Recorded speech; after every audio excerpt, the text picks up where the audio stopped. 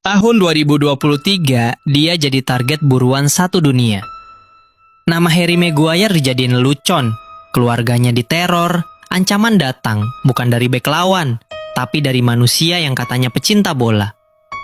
Entah karena harga transfernya terlalu tinggi, atau cuma karena dia main di United, apa bedanya pemain yang salah umpan sama pemain yang dijadikan samsak publik? Yang pertama dihukum pelatih, yang kedua dihukum internet, media, dan pandit gendut yang gak bisa nendang bola tapi ngerasa berhak ikut ngehina. Harry Maguire bukan korban performa. Dia korban hasrat massa yang butuh satu orang buat dibenci bareng-bareng. Dan dunia sepak bola ikut tepuk tangan. Ini bukan cerita pemain yang main jelek. Ini cerita pemain yang dikejar massa. Maguire pernah dikirimi ancaman bom ke rumahnya. Polisi turun tangan, keluarganya dievakuasi. Dan itu bukan metafora, itu kejadian nyata. Di stadion namanya diteriakin, di media mukanya dijadiin meme. Di timeline, tiap kesalahan sekecil apapun dibesarin kayak dosa publik. Padahal faktanya sederhana, dia tetap profesional, dia tetap latihan, dia tetap datang ke Carrington saat orang lain lebih nyaman sembunyi.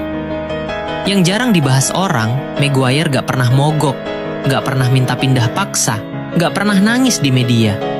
Dia nerima jadi cadangan, nerima dihujat, nerima dibenci. Dan dia nunggu momen. Musim berganti, pelatih berganti, narasi nggak berubah. Sampai satu titik, Manchester United butuh stabilitas, butuh kepala dingin, butuh bek yang nggak panik saat stadion ribut.